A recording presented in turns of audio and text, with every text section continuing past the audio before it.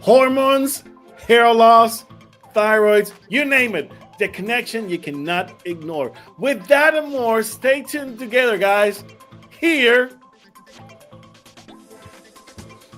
here At the at hair the Hair wire. Wire. Yeah.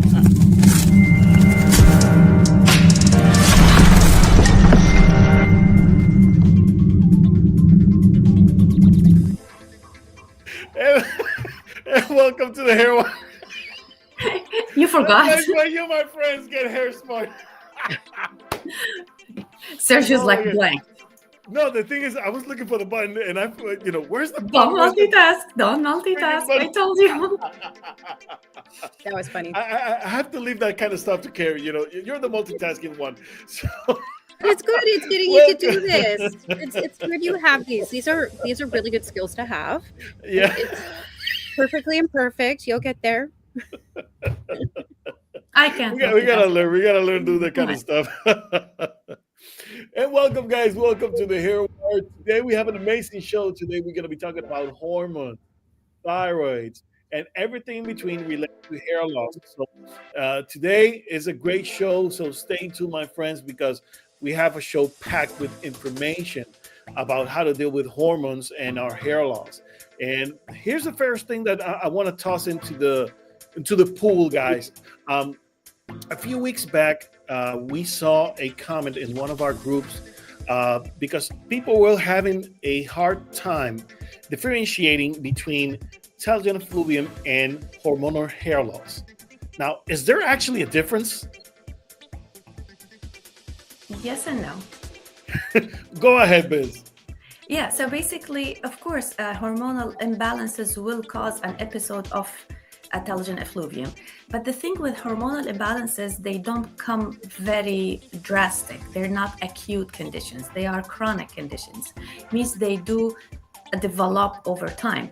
So in reality, when a person starts to have a hormonal imbalances, they will start having smaller, milder like episodes of telogen effluvium that you may notice it, you may not even notice it, but on the long run, like let's say 5, 8, 10 years down the road from when you started having hormonal imbalances, and hormonal imbalances mostly in the first 10 years will be indetectable. You don't really have a lot of symptoms that tells you that you are going under hormonal imbalances.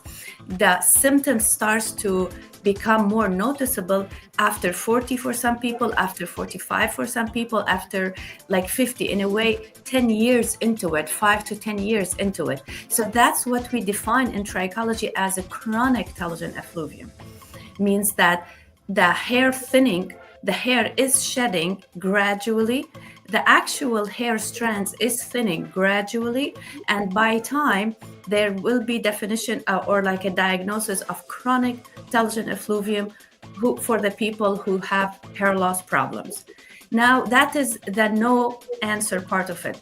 The yes answer part of it is when people get hormonal imbalances, not like the normal hormonal changes of the body. I'm not talking about that. I'm talking about increase or decrease of cortisol level hormones. Cortisol is a hormone.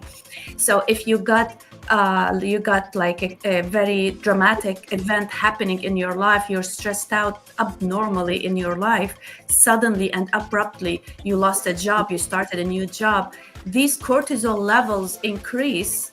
These will cause very like acute telogen effluvium episodes. What also increases telogen effluvium with hormonal balance will be insulin. Will be like if you're suddenly your insulin starts not functioning properly, and your sugar level is going up and down, and your insulin is yo-yoing with your diet up and down. Before it becomes insulin resistance, we're not even there yet. It's the beginning of it, basically. That will cause you acute telogen effluvium. So that is the answer for your question, Sergio. Yes and no. It depends on what kind of hormonal imbalances you have. The acute ones are insulin, are cortisol. The chronic ones are the estrogen, progesterone, testosterone kind of hormonal imbalances. The thing is that usually people forget that whenever we talk, for instance, about telogen effluvium, telogen effluvium is it's like the broader term. It's very wide. And whenever we talk about the different types of hair loss, telogen effluvium, and basically within telogen effluvium, you have hormonal type of hair loss, dietary type of hair loss, gut related type of hair loss, and stress related hair loss, and many other types of hair loss that are part of this big umbrella that telogen effluvium is. But yes, there's differences between each and every type of hair loss, and from the what it is, the chronic type of telogen effluvium to the regular kind of telogen effluvium, and everything, and all shades of colors in terms of telogen effluvium. Because the problem with telogen effluvium is precisely that there's so many shades and colors of it, that it's kind of hard to differentiate sometimes. And we get a lot of people asking whether it's is this part of telogen effluvium, isn't it? And at the end of the day, yes, it is part of telogen effluvium, but you have to differentiate the type of telogen effluvium event, which comes down, to what you were saying. It has its own differences. The type of hair loss that we are experiencing, yes, it may be part of the big umbrella of what telogen effluvium is, but we have to differentiate it to to the little details that causes it to be a type of hair loss, whether it is from the pattern of type of hair loss, whether from the symptoms, and where does it come from. Definitely something that we need to address properly for each type of hair loss. Now, Carrie, but in your case, when people come to your chair, a lot of people are curious, if not to say, that they have issues about their hair loss. And, do they feel like telogen effluvium is apart from what hormonal hair loss is? Do they see that it is kind of the same thing, or do they feel like it is two different types of conditions at the same time? Well, it depends. Once we talk about it and I start doing my detective work as a trichologist and I make sense of it, then they're like, oh, that makes total sense. Sometimes they might think, yeah, it's just the hormones or stress, but a lot of people you don't know what you don't know, right? So until you explain it to them, then they're like on the same page. So you have to be evidential and explain to them why and how it's all connected, right? So I'm always about educating my client with the correct information. So I've never really struggled with it because I have my tools to educate them. Yeah. Now, Biz, you mentioned something about insulin resistance. Now, what is insulin resistance, and what do we see? What would type of hair loss would you look? So insulin resistance is actually the last part of the insulin yo-yo in your system. For example, people with first of all, people with predisposed genetically to have diabetes, their insulin is very sensitive to begin with. Now, with as always Gary say, with epigenetic, you can turn it on or off, right? But that is if you turn it off, and that means if you start eating sugar and carb loaded at a very young age without the proper introduction of carbs into your system, and without the proper movement program to kind of burn off these carbs before you go to bed, starts to play with your insulin. Now, when you're young, your insulin can take it. Your body is resilient. It can take it.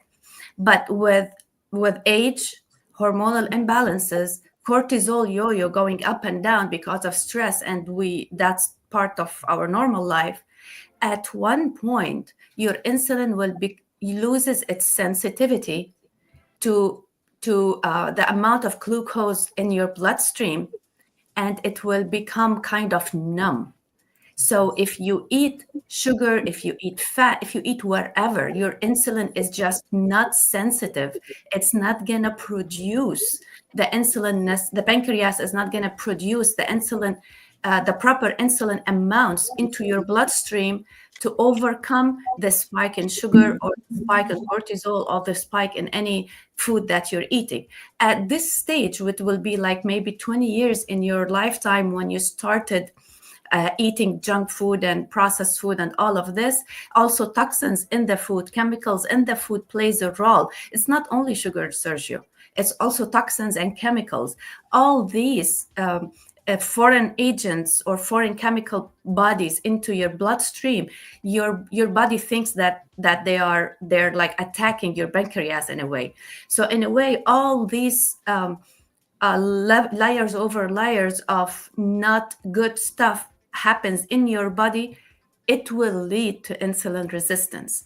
Insulin resistance is not diabetes. Have nothing with it. Could lead to diabetes, but it is not diabetes. Diabetes it's the gene that you turned on earlier on in your life. Insulin resistance, even if you are not predisposed to have diabetes, you will get insulin resistance midway in your life because of all the introduction of sugar into your bloodstream with not properly in a very improper order. The toxins, the chemicals, the cortisol, all of this will cause you at the end insulin resistance, where your pancreas is numb. It cannot read what is in your bloodstream. Excellent.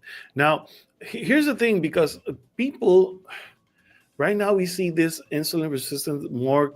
I don't want to say epidemic, but it's something that we are seeing more of, and we see more doctors talking about it.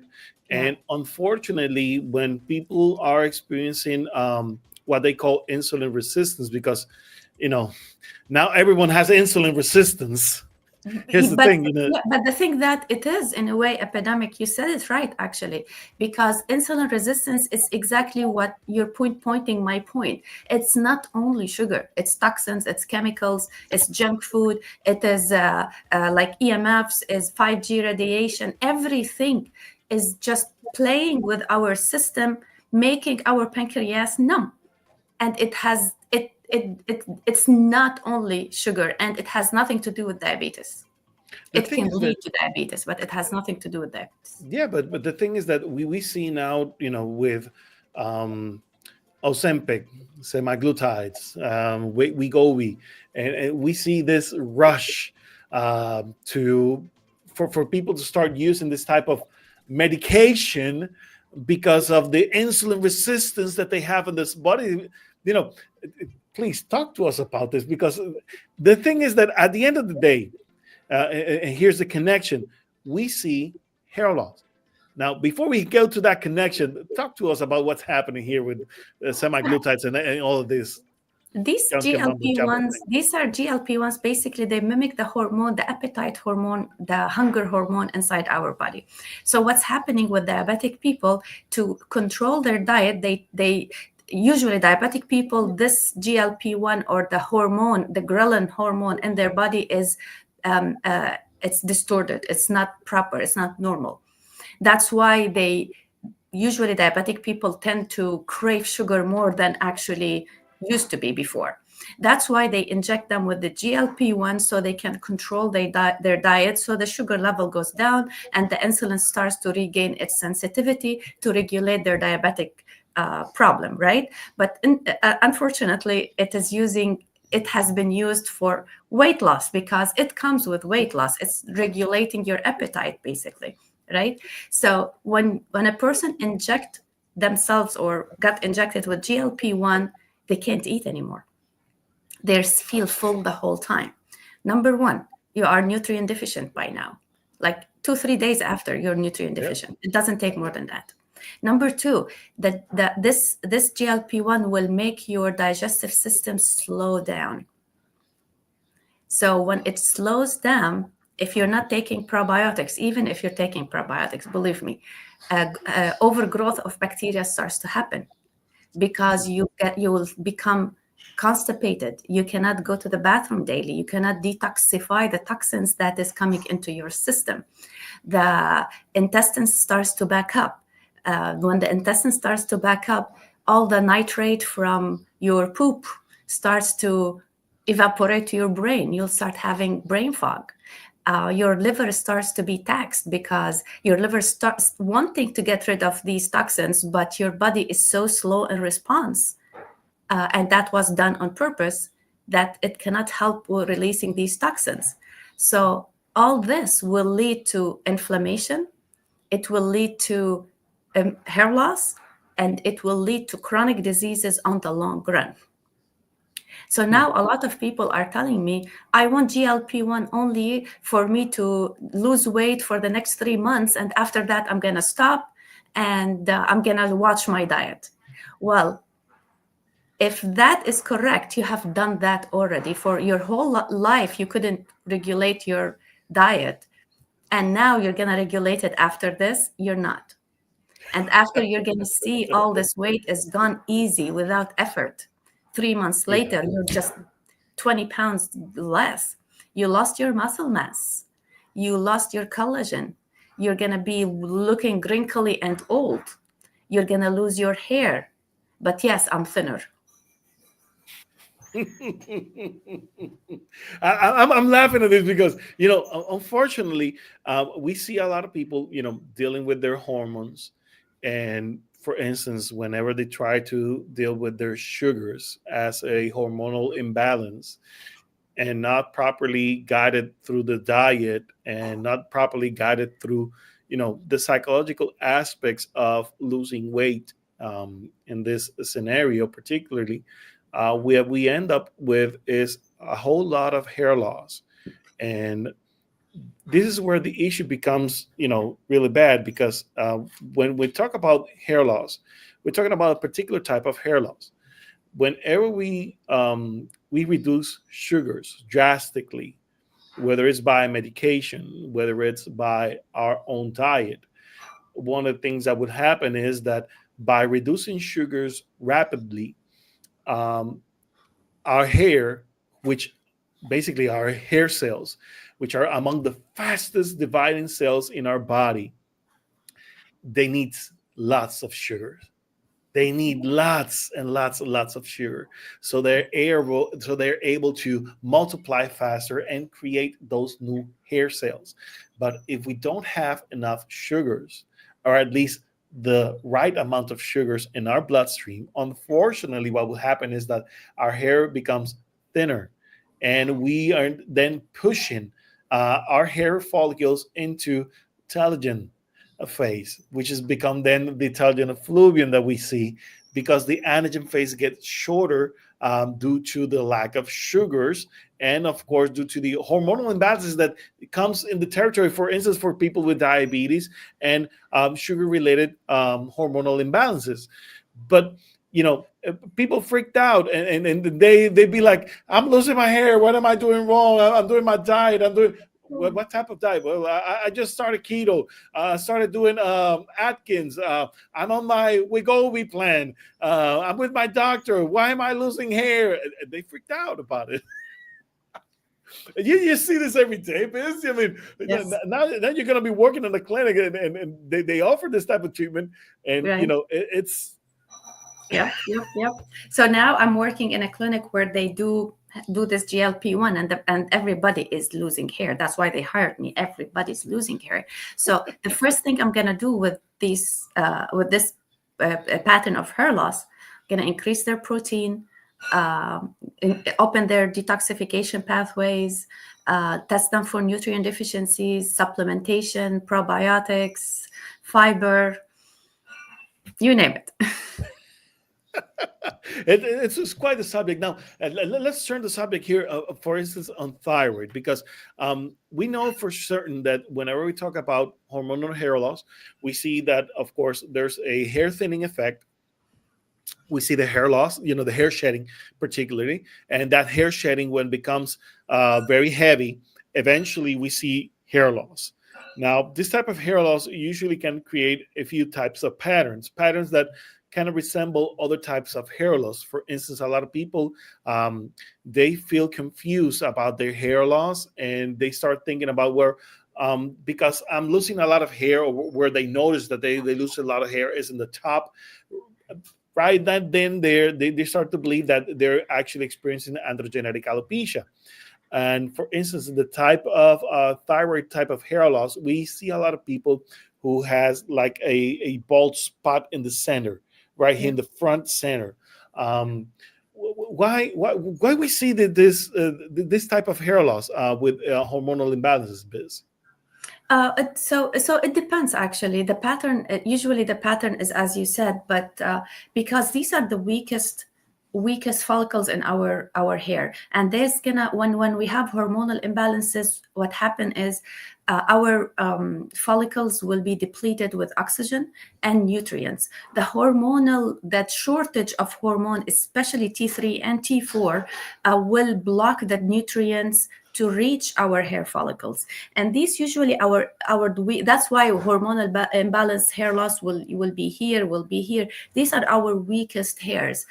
They are our weakest hair follicles. They are the smaller in size. That's why they are becoming the first one to be effective. But also it could also, as we said before, have thinning all over. The hair shed will be all over, but you will first notice it right here. And usually people right here have less amount of hair in centimeters square compared to here and the back. The back usually is the denser. And also here, usually the hairs usually are the vellus hairs. They are smaller hairs. That's why they go the fastest. So that is the first thing you will notice when you have hormonal imbalances. Postpartum hormonal imbalance is right here Hmm. for women, because these are the how do you say that, the weakest, the more small, more fragile. Yeah. But if you don't address these things on a timely manner, that's the good thing about telogen effluvium. If you address it in a timely manner, you can reverse it. But if you don't Yes. address it in a timely manner and you don't realize what's happening in a timely manner, it become more chronic telogen effluvium. And chronic telogen effluvium is not easy to reverse as the episodes of telogen effluvium that happen suddenly. These episodes that happen suddenly, they come back most of the time, 80%. The chronic ones, really harder to reverse. That's really an issue, because people don't realize the importance of identifying the proper type of hair loss, because unfortunately it's a time matter. If I'm not addressing it properly and at the right time, unfortunately those follicles, uh, they become damaged, and as they become damaged, they are unable to produce more hair, at least the quality type of hair that we want. And understanding that the type of hair loss that we have will eventually lead us to, again, keeping the hair that we have and increase the amount of hair. Now the issue is, again, identifying the proper type of hair loss, because if we are confusing telogen effluvium with androgenetic alopecia, and Yeah. for instance start using minoxidil, and start using spironolactone, and start using finasteride, and maybe in the same time we get so freaked out, I'm like, I need a biopsy. I need a biopsy for my telogen effluvium, because I do not know what type of hair loss do I have. But I'm not a scholar, I'm not a trichologist. What should I do? I hear all of these great things about having a biopsy, and at the end of the day, unfortunately, I'm still losing my hair. That's correct. What's happening? And it is very confusing for a lot of people, to see that you're losing hair, and the people who are called to be the professionals in this area do not know what's best for you, in terms of practice. And the first thing they do is they start with prescription minoxidil, prescription spironolactone, prescription finasteride. And all I have to say to all of you guys, first of all, let's properly identify the type of hair loss that you have. And if the first thing that comes to your doctor's mind, or the first thing that they say out loud, is androgenetic alopecia, and you do not have family history of androgenetic alopecia, um, walk away. And the reason why I said this, and we do believe in androgenetic alopecia being caused by epigenetic factors, things that can happen, yes, but they are in the lowest percentage type of hair loss. Okay, it's not the common one. It can happen, but it's not the common one. So the most common type of hair loss is telogen effluvium. So whenever I see a type of hair, any type of hair loss, the first thing that comes into my mind is I want to make sure that it's not telogen effluvium. I really want to make sure it's not. Why? Because if my first thought is to rule out that it is androgenetic alopecia, all I'm going to be seeing is just a pattern. And the pattern of androgenetic alopecia basically sits on top. But if the person that I have in front of me is losing hair on the sides, on the back, but it's more pronounced on the top, I'm going to start thinking about androgenetic alopecia. But the thing is that I need to rule out telogen effluvium first because it's the most common type of hair loss. And in order to rule out telogen effluvium, I need to go back into the family history. I need to go back into the client's medical history, and I need to make sure that even the things that are not medically treated, I need to check their gut. I need to make sure that the hormones are in place. I need to make sure that the blood, the blood samples, are in check. And unfortunately, for hair loss, a lot of the doctors do not know how to read blood samples for hair loss. Yes, and that becomes a real issue, because our medical professionals are not, unfortunately, most of them, I will have to say around 90% of our medical professionals are not equipped to properly manage hair loss. That's very true. And that's a huge issue. That's huge. Now, Carrie, she's been coming in and out. Something's wrong with her connection today. Well, I'm asking you, Biz. Yeah. You see these gap in between what our medical professionals are trained to master, to deal with, and they are asked to work with hair loss, and they're unequipped or properly equipped to it. What can people do? Well, you opened a Pandora box. You did. So that is my favorite topic in a way.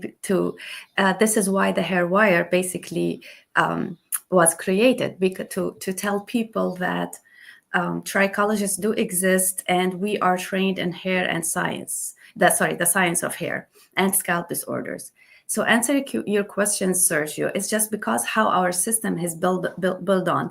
The dermatologists and other medical professionals are not trained to deal with the body as a whole.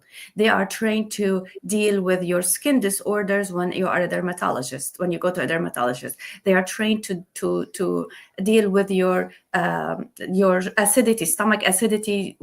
For example, if you go to a GI doctor, urinary tract doctor. See, every organ in the body has a doctor, urinary tract doctor, liver doctor, endocrinologist. But guess what?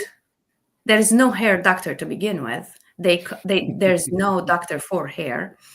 Actually, I think that trichologists should be the hair doctors, but who am I to judge right now? But my point is, did you see how disconnected all these specialties are, right? Yeah. So, and unfortunately, when a person has a hair loss, he needs all these specialties to be in one person. But this one person doesn't exist yet. It will exist one soon. But when you want to treat hair loss problem, you cannot send your patient to an endocrinologist. What if the hair loss is not from hormonal imbalances? You cannot send your client to dermatologist, because what if it is not a skin issue? I know scalp is part of the skin, but maybe it's not a scalp issue, right? You cannot send your client to like urologist and so on. You want to send your client to a person who understands body functions as a whole. That's why you send them to a trichologist, because we as trichologists, we study body systems. When you have hair loss, we go back and be a detective to see where it all started from. Let us say your trigger was a liver dysfunction. We work with you holistically to clean up your liver, to clean up your diet, to make sure your liver is resilient, so your toxins will go away, your nutrients redistribution will be even again, your hair follicles will start absorbing nutrients again, and then the hair loss will stop. So dealing with hair loss is not a one system fault. It's the whole body fault. And unfortunately, nowadays, Western medicine is one organ at a time medicine. And this is what functional medicine is. It's the whole body all at once. Even though if you are in a stressed state, if you're in a stressed state, you're not going to go to a doctor. But if you are in a stressed state, you're going to lose your hair. Right? So unfortunately, when you're dealing with the whole body system and you tackle it holistically, means we start with eating properly, sunlight, the targeted supplementation, all the holistic stuff, the herb stuff that we use. Unfortunately, Sergio, this doesn't make money to the big pharma. And now you hit another subject that becomes really problematic.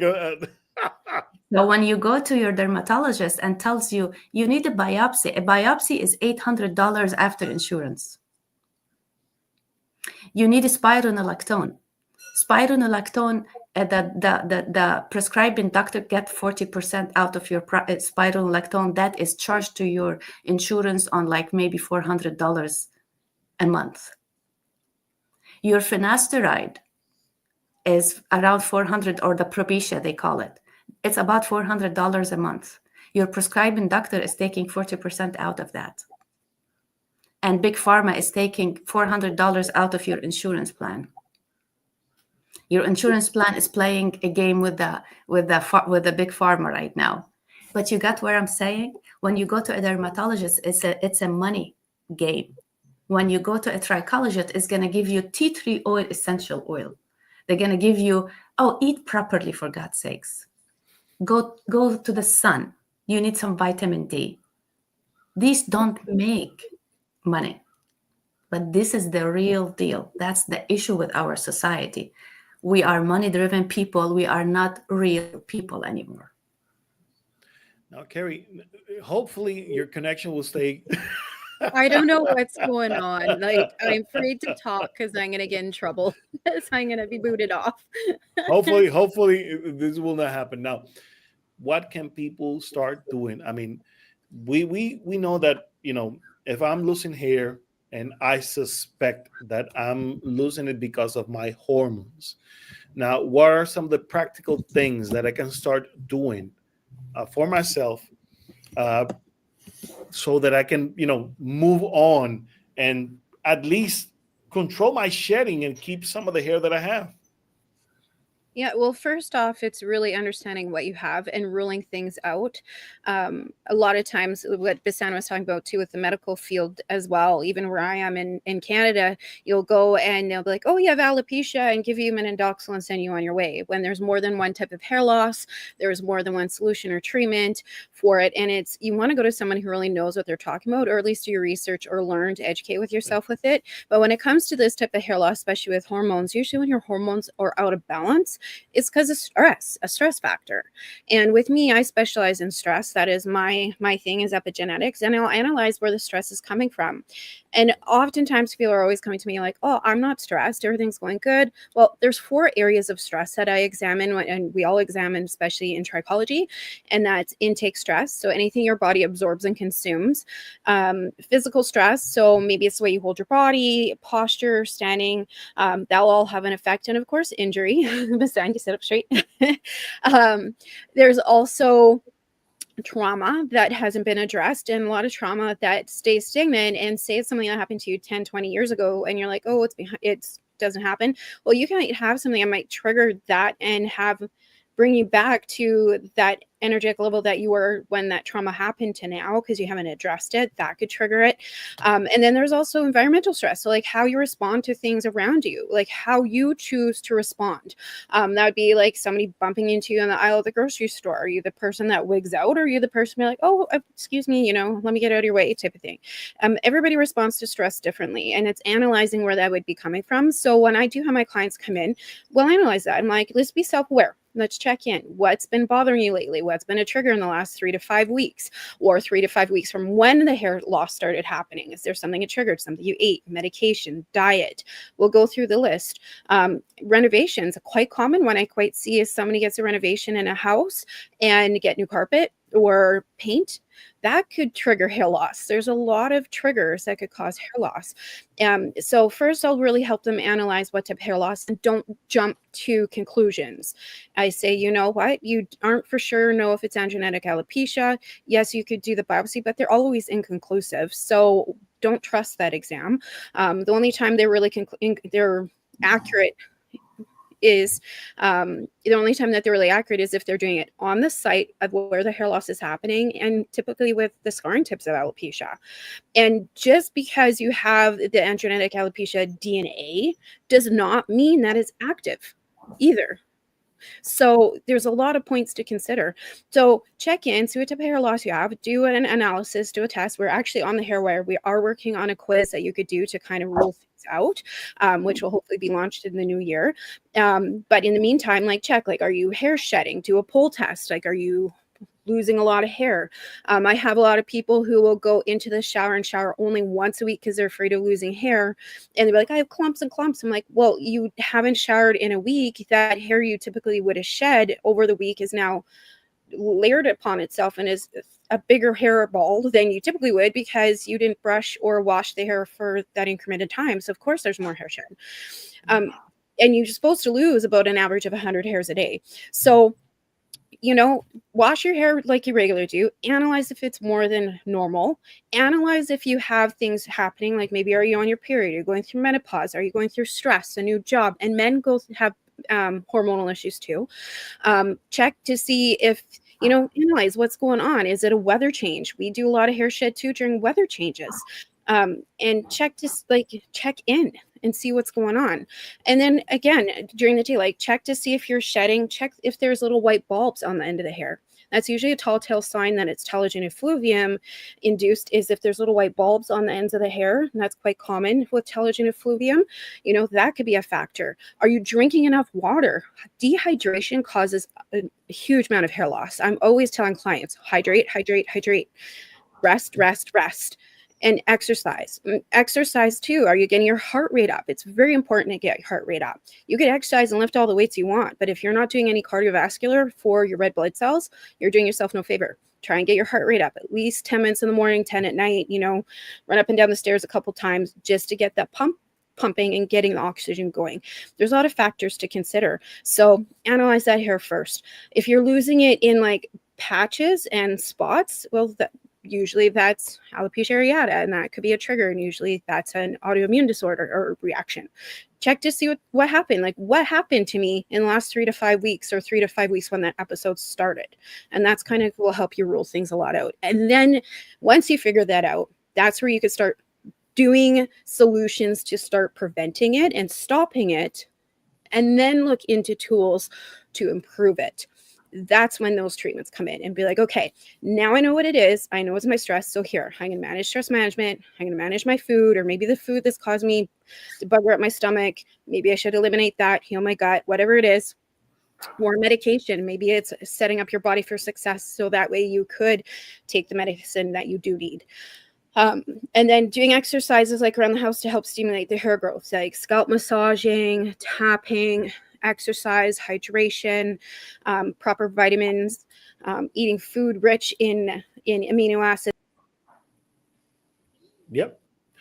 Yeah, as she was saying, the working with the diet, eating more proteins, more amino acids, that definitely can kick in to stimulate hair growth. Yeah, just adding to the amino acids and the foods.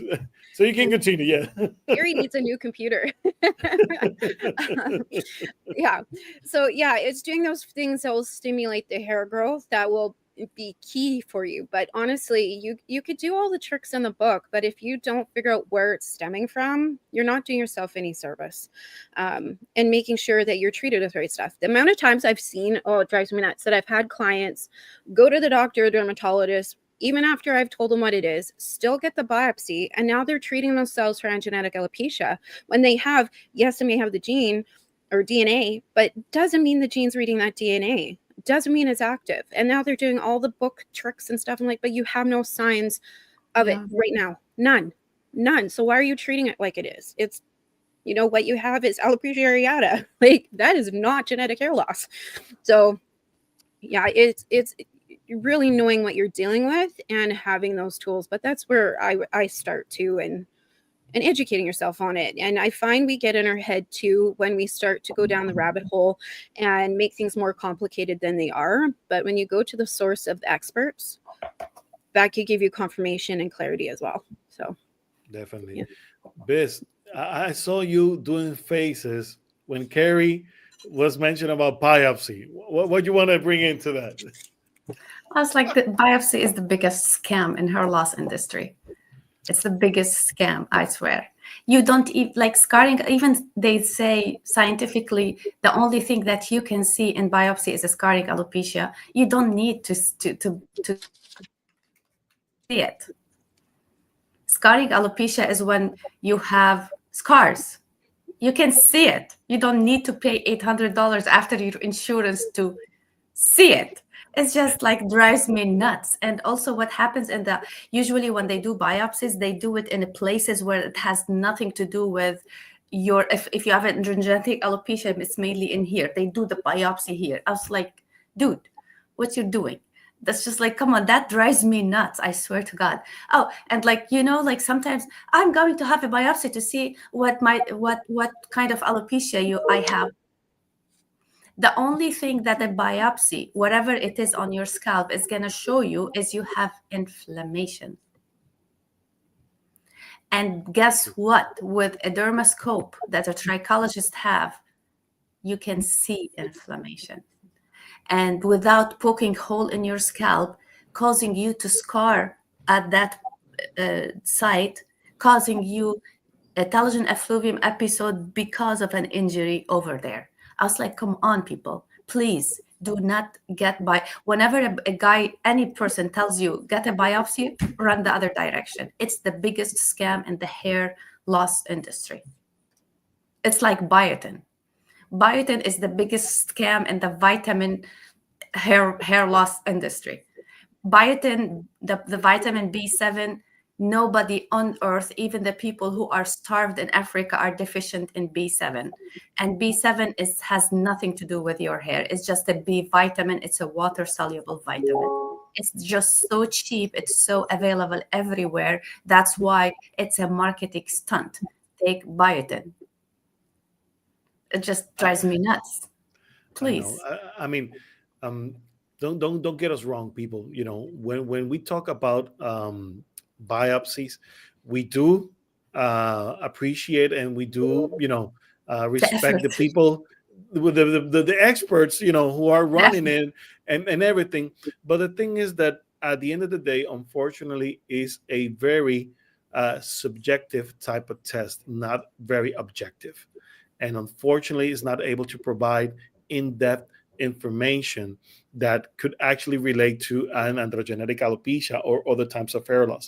Now, the truth is that many of my friends in the industry, doctors and hair transplant surgeons, they do like biopsies, for instance, to differentiate when they are facing different types of scarring alopecia. But again, like Biz was mentioned, it's already scar. I know, all right. But if the idea is to differentiate from the different types of scarring alopecia in order to use a medication, to know which medication should I use, then I'll say is valid. And of course, we can try, But then again, there are other ways, that you can There's do so it. many other ways to do that. I know, but if that's the route that you're going through, then all right, perfect.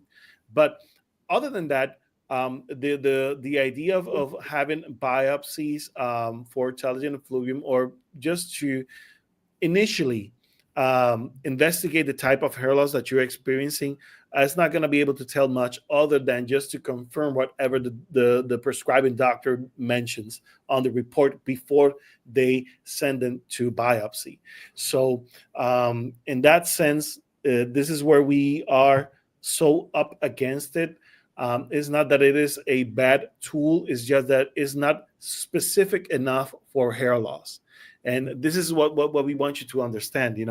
Biopsies has a lot of virtues, but when it comes to scalp biopsies to determine hair loss condition, there's a big gap in terms of information.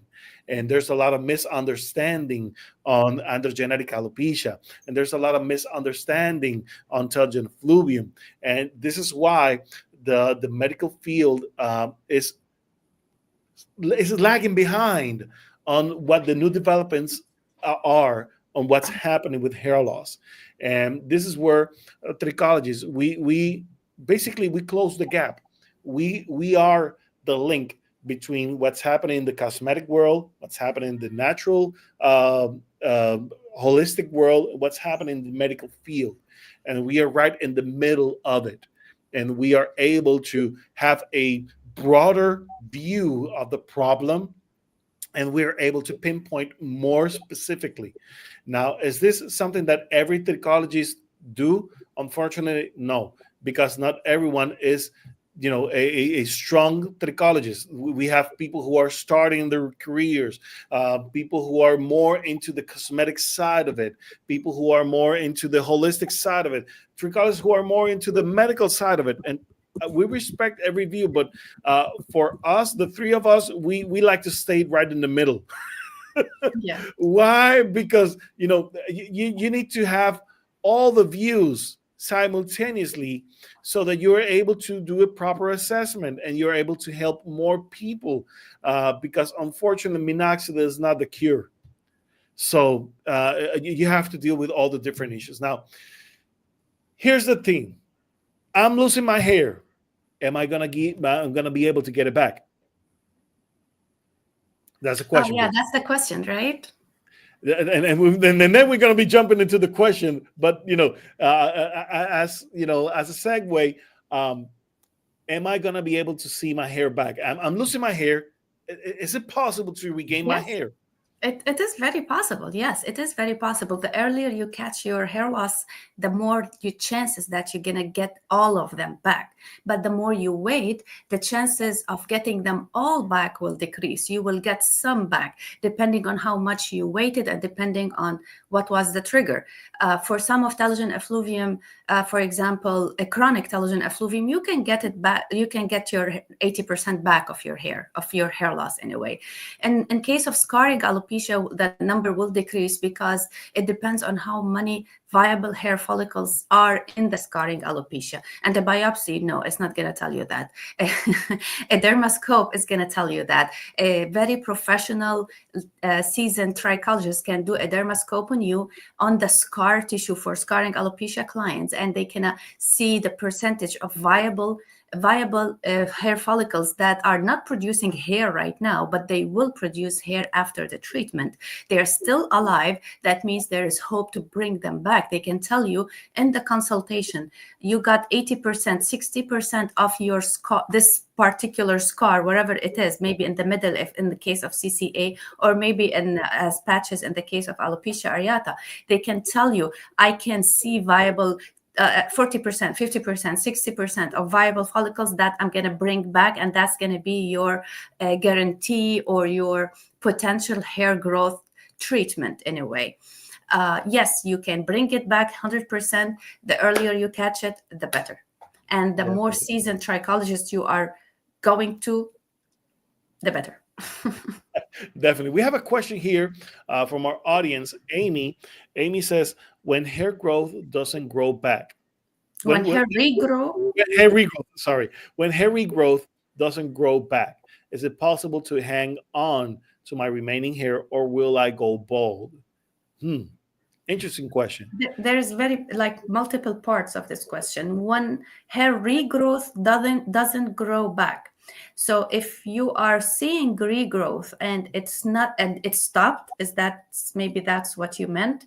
If the regrowth has been stopped, means you didn't address the trigger properly. Means you have two different kind of triggers, because when you solve the first trigger, you saw regrowth, then it stopped. That means there's another trigger, even it was not identified before you started treatment, or it happened during the treatment, that stopped the regrowth. That's the first part of the question.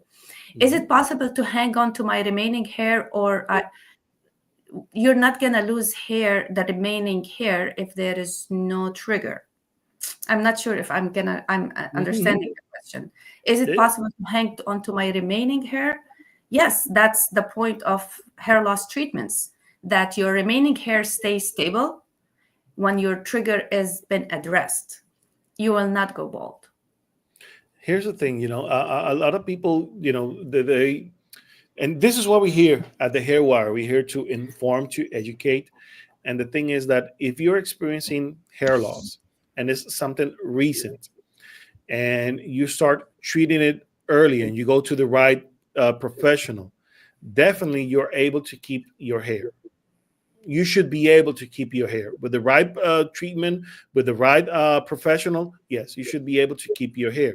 But if you're not doing a treatment, if you're doing it by yourself, if you're trying to hold on to your hair by doing the things that everyone says that is good for them, then I have to say chances are that you're gonna keep losing hair because you're not addressing it properly, due to the fact that you're going through different scenarios, different treatments, and doing whatever else people is saying.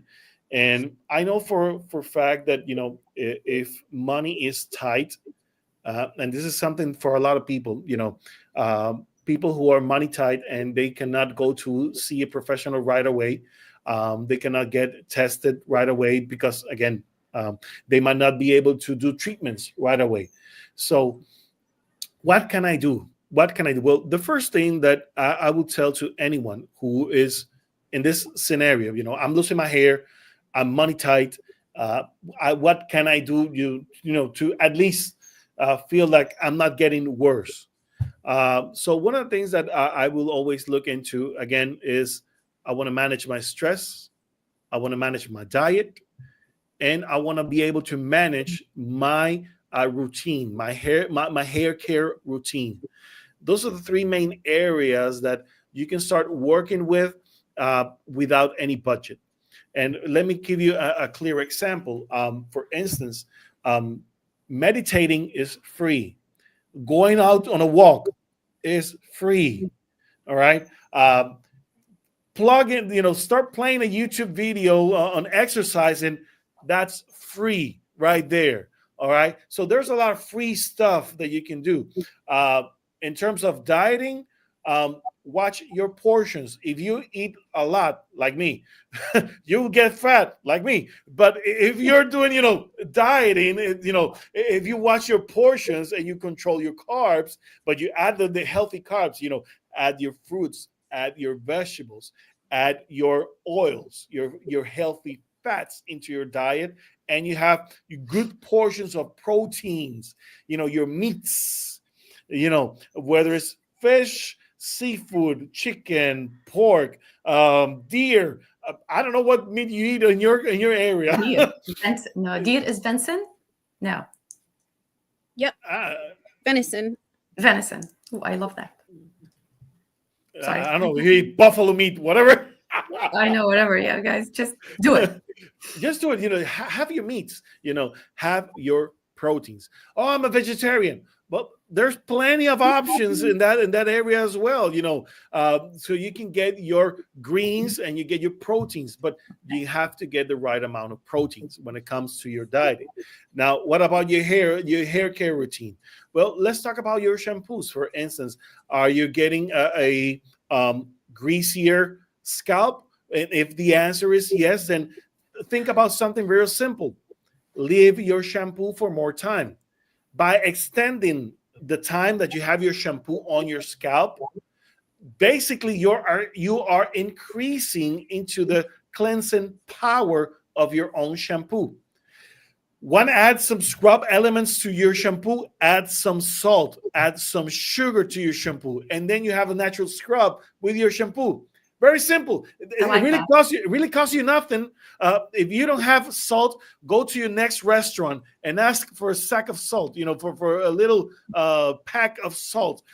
Go to your coffee house and ask for a little pack of sugar. That's actually free, my friends. This is free advice. Free advice. Or let's do something even better.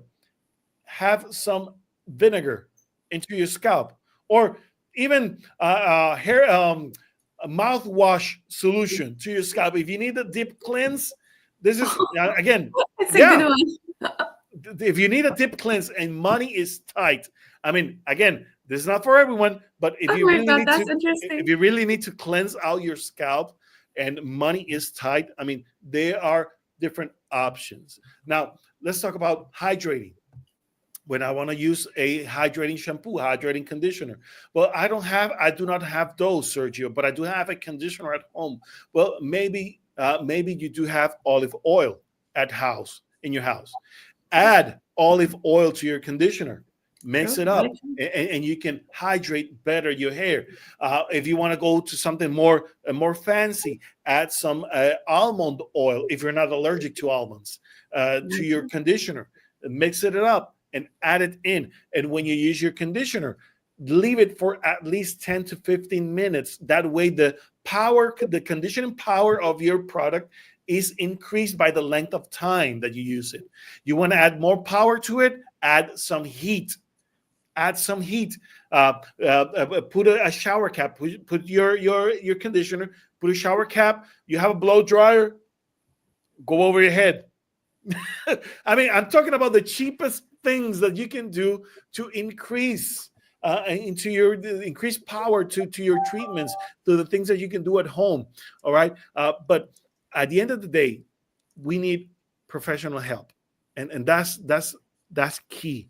That's key right there. Right. If you're using a growth serum, there are plenty out there, plenty of growth serums out there. At least use one. If you're not using any of those, at least use one. Something is better than nothing. And that's the takeaway right now. If money is tight and you cannot do all the right way, the right treatment, at least, my friends, do the things that make sense. Have a cleansing treatment regime at least twice a week. If not, go every other day. Wash your hair, comb your hair, style it. Oh, but I see a lot of clumps of hair coming out. Well, your scalp already pushed them out. So don't be afraid, because you're not going to be creating more hair loss. I get too passionate, too emotional. Yes, Sorry, guys. But we have a question. We have a question here. We have a question here. Okay, what's the question? I'm in the 5th month of TE. My hair loss flared up for 3 days. I've been in recovery for about 2 months now. And after 3 days of bad shedding, it started to recover again. Is this normal? Carrie, you want to take this one? Yeah, well, I'm worried I'm gonna crash again. So I'll You just can let do it. you. Don't worry. Yeah. Worry. Go ahead. Yeah, you'll probably have to jump in. Yes, I find that this happens quite commonly when you haven't addressed the root of the problem. You'll find that you'll get it fixed and use whatever medication or whatever was recommended, but you still haven't figured out what was causing the episode, and then you'll have the flare up happen again. So yes, and especially when you're dealing with hair loss, it's also a stressor as well, because you're like, okay, yes, I have a resolve, everything's getting better, everything's good, but it could be that one little thing that triggers that stress that could cause that inflammation again to cause the flare up with the telogen effluvium or the hair shed again. So it's really important to get to the root of the problem. And like I said, there's no magic little pill or no medication that will fix it. It starts from going and finding out what the trigger is and then correcting it from there. Yeah, there we go. I'm gone again. Yeah, but that's the thing. And by the way, Biz, you were mentioning something earlier about, for instance, when people experience telogen effluvium event over another telogen effluvium event, and that kind of keeps the wheel going over and over again. What do you say about this? Yeah, basically, we like, it's so hard to miss our telogen effluvium triggers, because especially if they're coming one after the other. Let us say you have a telogen effluvium right now because of a stressful event, right? Mhm. And then you get recover from that, but that stressful event blocked your pathways, and now you don't absorbing your nutrients properly, or that event happened, your cortisol level over that event made your gut microbiome change. Now you are not 3-4 months later after the overgrowth of bacteria after this event, because when we're stressed out we cringe and we don't properly digest our food properly. 4 or 5 months down the road, they're going to be an overgrowth of bacteria. Now you're going to have another telogen effluvium episode because of that. See, but they are actually overlapping in a way, because the triggers are back to back, so your episodes are like overlapping. So now at this point, if that happened, if like another trigger happened, for example, you had a crash diet, or you had a hormonal imbalance, or your period stopped, or your period you had heavy periods or something, your toxicity level increased because you were in a place where, like Carrie said, as a remodeled place, for example. So now it's going to trigger another episode. So you're under your third episodes, basically caused by 3 triggers back to back. At this point, it's so hard to pinpoint what is the actual trigger, because one is triggering the other, and it's a vicious cycle. Yep. So at that point, you're gonna lose your regrowth, right? And you're gonna lose some new hairs and some old hairs, and that is gonna trigger another emotional stress for yourself too, because now you're like, oh my God, what is happening, right? So at that point, you need to slow down and take a step back. Let all the hair shed. I know it's hard to see. I know, I've been there. It's not like I've never been there. I've been there a lot. Let it go back, and then go back and focus on yourself in a way that triggers now are so overlapped, you can't actually do one trigger at a time. You have to step back and calm down, focus on your mental health, focus on your physical health, start eating more protein, start having more a self-care routine in a way. Step back a little bit, forget about the hair for a second. I know it's hard, but if you do that, everything will slow down and fall into place, so you can actually start recovering from all these triggers, slowing down the hair shed. Then you can identify one trigger at a time. But whenever they are jammed all together, it's just no way on earth you can know what's going on. It's just step back. And that happens becomes a very lot, hard. especially if you have kids, a new baby, going through new job. All of this is just like, Christmas. Christmas. Yes. Now, Yes. another thing that I want to mention is that Elections. even on treatment, even for people who are on treatment, it is not uncommon to see that, as I'm getting my hair shedding under control, to see new extra shedding that it might be minor for a couple of days, then it goes, under control again, and it shows up flare up for a few days and goes in control again, because it's not a perfect curvature. It's not a No. perfect graph, where you see that the hair shedding decreases constantly. No, it has a peaks and valleys, but at the end of the day, you will see that the shedding should be getting under control until it reaches what is normal. Now, usually when you get your shedding control, usually it will go below normal, and then it will start increasing again until it reaches the amount that is normal. And that is something that a lot of people do not understand, because while they're getting their hair shedding under control, they see that the hair shedding sometimes goes to a little as 5-10 hairs a day. And that's not normal, my friends. That is not normal. That is below normal. And that can happen while you're controlling your chaldeian effluvium. Why? Because the amount of hair that goes into catagen and telgen shrinkage. And basically, you have your hairs, basically over a 90% of your hairs are in anagen phase. And while you are in that period in transitioning, you will see that the shedding is very low, extremely low. And then it has to, again, once the follicles fall into the proper cycle, those hairs, you have about 80% of your hairs should be in anagen. 15% of those should be like in catagen, and 5% into telogen. So that's the proper percentage wise. So we see that we have 15% of our hair is in transition towards hair loss, and 5% are shedding. That's how it usually is supposed to be.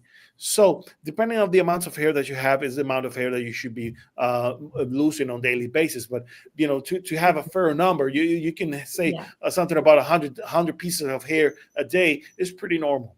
That's pretty normal, okay? And if you're shedding, on the thickness of your hair too. Exactly. But again, and if you're shedding, you know, and the amount does not passes 100 pieces of hair a day, you know, stay cool. Don't lose your head literally over it. All right. Yes. And, you know, you're doing something. If you're doing something, then it's going right, then perfect. And if you're not doing treatments, like most of you watch our show and you do not do nothing and expect that your hair loss stops by miracle. Well, you know what? Many of you get lucky, because with telogen effluvium, sometimes once the trigger is gone, you know, the hair loss will resolve by itself, and in so many instances. But you know, you take a lot of chances in there, because unfortunately, a trigger follows by another and another and another, and you might get multiple telogen effluvium events one after the other. And if you don't treating your hair right, you're not going to be able to regain the hair that you have. You might stop the shedding, but to regain the thickness and the amount of hair that you had, you need professional help, my friends. That's true. So let's wrap this up, guys. We all have over an hour of show today. I hope you guys enjoyed this episode. I told you it was going to be packed with information. I didn't lie. But before we go, we want to invite our professionals. If you guys are professionals and you know want to learn about trichology, stay connected to the Hair Wire. Carrie, walk us through the process, because we are in the verge of launching our trichology program to the world and many of our courses. So Carrie, walk us through this before your connection falls out. By the way, Carrie's having a blizzard over there in Canada, so maybe that's why you see the connection coming on and off. I don't know. That's also the norm. I don't know. Or I just need a new computer. Santa, are you hearing? Santa, Carl. Maybe you guys could tell my husband Carl. We're working on, so we're moving the Hair Wire as it is to a new platform where we could have more ability to support you and bring on other trichologists to support the general public. But we are also creating the Faculty of Trichology in, I can't say it without the French accent. I'm sorry. I have tried. I cannot. But we're in the background, we're creating this members only professional access, and we're redoing the whole thing, what we had before. We weren't in love with it. And so we're working on it. So in the meantime, we are going to start a private group for professionals on Facebook. It'll be temporary until I get this new one ready to go. So if you want to be a part of that, please email us at info@thehairwire.com. I want you to email me all of your details, like a link on Facebook so I could find you and add you to it, or I could email you the link to join the group. But you do have to prove you're professional, whether you're just let us know what you do in as a professional in this, because this is a professionals access only.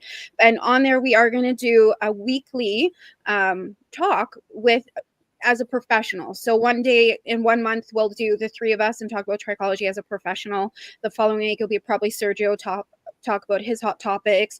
Next week will probably be Basan talking about gut health and nutrition for trichology. And the following week, I will do business. I have a background in business marketing, and I am a web programmer and coder.